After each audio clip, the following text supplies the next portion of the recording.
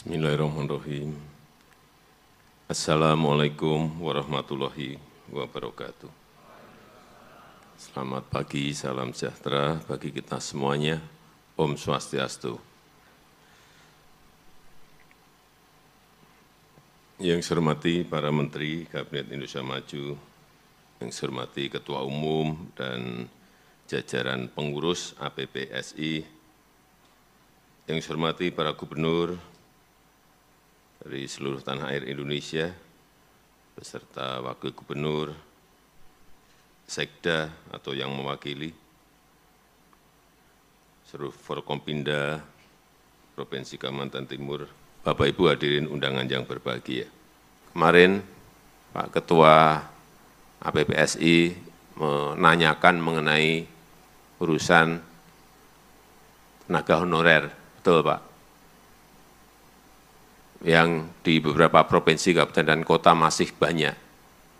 Tadi pagi saya telepon ke Menpan RB bahwa urusan itu masih digodok, tetapi saya minta agar dicarikan jalan tengah yang baik. Karena ada yang masih di provinsi itu masih ribuan, ada di kabupaten kota yang ratusan, itu juga angka-angka yang perlu kita pikirkan bersama-sama. Tetapi saat saya masih wali kota, itu sebetulnya sudah 100% di stop. Tapi nggak tahu kok muncul lagi, bisa ribuan lagi.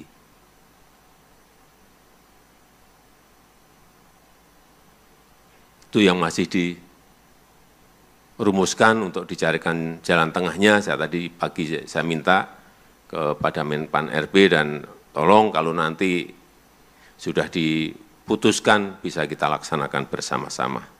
Saya rasa itu yang ingin saya sampaikan dalam kesempatan yang baik ini.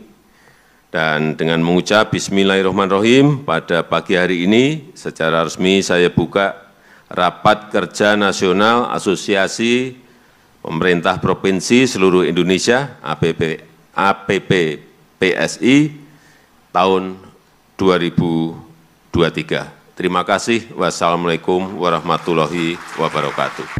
Ya, jadi saya belum bisa umumkan pada kesempatan ini, tetapi kita sedang menyiapkan opsi terbaik dengan guidingnya adalah targetnya adalah tidak akan ada PHK massal. Yang kedua, tidak ada penambahan anggaran, karena kan kemarin agak ada opsi-opsi ekstrim sebelumnya ya. Opsinya nomor 1 adalah waktu itu pertama adalah diangkat seluruhnya menjadi ASN. Kalau diangkat seluruhnya menjadi ASN, ini akan menjadi beban bagi negara yang sangat besar.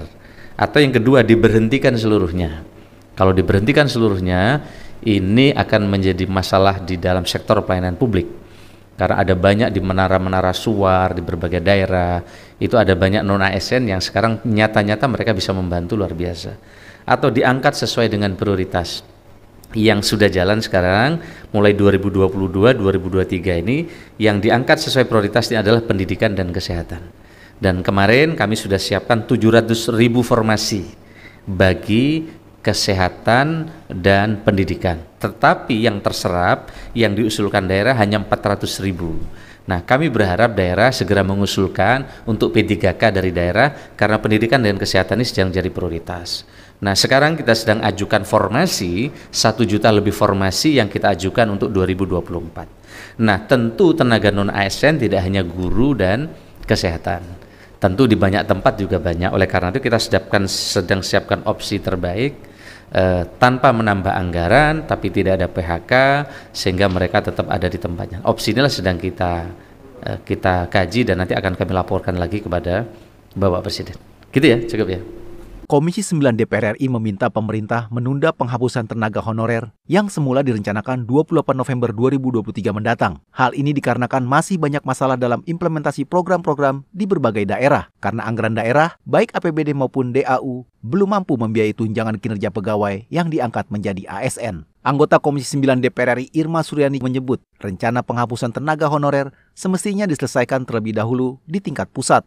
Irma meminta pemerintah pusat mengambil kebijakan yang solutif, disertai dukungan anggaran yang memadai. Jika tidak, hal ini akan menimbulkan sengkarut pelayanan publik khususnya di daerah. Nggak ada gitu.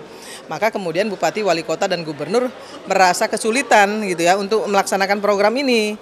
Nah, saya sampaikan kepada Kementerian Dalam Negeri, jangan hanya memberikan instruksi untuk segera meng-ASN-kan atau mem-P3-kan, tapi supporting dananya nggak cukup gitu. Nah, inilah yang harus diduduk bersamakan antar institusi pemerintah, baik Kementerian Dalam Negeri maupun Menpan RB kepada Menkyu. Nah, kalau itu sudah selesai, saya kira nggak ada persoalan.